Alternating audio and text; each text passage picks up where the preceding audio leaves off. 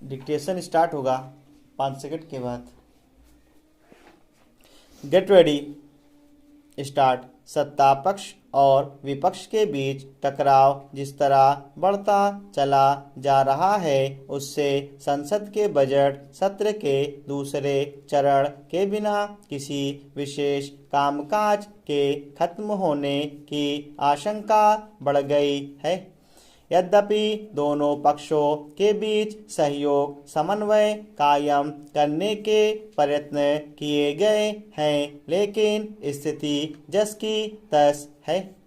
जहां सत्ता पक्ष को राहुल गांधी की माफी से कम कुछ मंजूर नहीं है, वहीं विपक्ष अदानी मामले में संयुक्त संसदीय समिति यानी जेपीसी का गठन किए जाने की अपनी मांग पर अड़ा हुआ है। सत्ता पक्ष राहुल गांधी के लंदन में दिए गए बयान पर क्षमा याचना के बाद ही संसद चलने की संभावना जता रहा है, तो विपक्ष कह रहा है कि अदानी मामले में बीच के किसी रास्ते की गुंजाइश ही नहीं है। दोनों ही पक्ष अपनी अपनी मांग को लेकर इतना आगे बढ़ गए हैं कि अब उनके पीछे लौटने की कोई सूरत नहीं दिखाई देती। अब संसद तभी चल सकती है जब दोनों पक्ष या तो एक दूसरे की मांग माने या फिर अपनी अपनी मांग छोड़े। चूंकि ऐसा होता नहीं दिखता, इसलिए संसद चलने के आसार नहीं।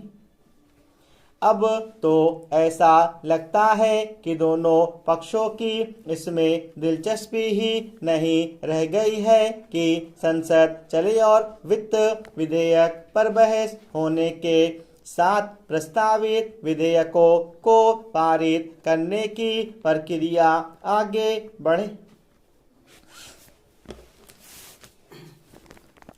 यदि पक्ष विपक्ष के हंगामे के चलते संसद का यह सत्र बिना किसी कामकाज के खत्म हो जाता है, तो यह दुर्भाग्यपूर्ण ही होगा। संसद की कार्यवाही में प्रति मिनट लाखों रुपए खर्च होते हैं, लेकिन बात केवल धन की बर्बादी की ही नहीं, आवश्यक विधेयक अटके रहने से राष्ट्र को होने वाली क्षति की भी है। वैसे तो इस क्षति की चिंता दोनों पक्षों को करनी चाहिए, लेकिन सबसे अधिक सत्ता पक्ष को करनी चाहिए, क्योंकि संसद चलाने का दायित्व उसका ही होता है। यह संभवतः पहली बार है जब सत्ता पक्ष के हंगामे के कारण भी संसद नहीं चल पा रही है। सत्ता पक्ष को इसकी चिंता करनी ही चाहिए कि देश की जनता को यह संदेश जा रहा है कि उसकी रुचि संसद चलाने में नहीं। सबसे पहली प्राथमिकता राष्ट्रीय हितों की देन के उसके संकल्प की पूर्ति तभी होगी जब वह संसद चलाने को लेकर प्रतिबद्ध दिखेगा।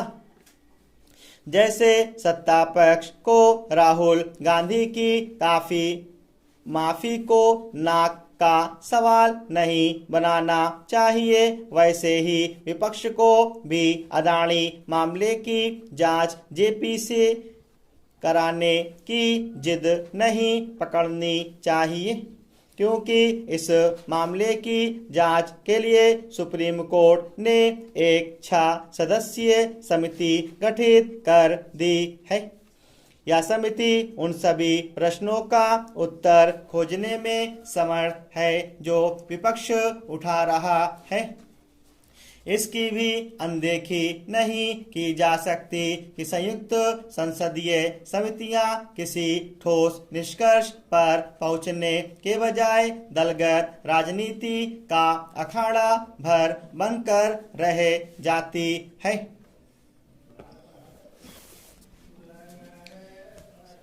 संप्रति विवेकवान मनुष्य के अंतर्मन में यह प्रश्न अतिशय व्याकुलता उत्पन्न कर रहा है कि क्या मनुष्य की विद्वता मात्र वाचाल प्रवृत्ति के अधीन हो चुकी है।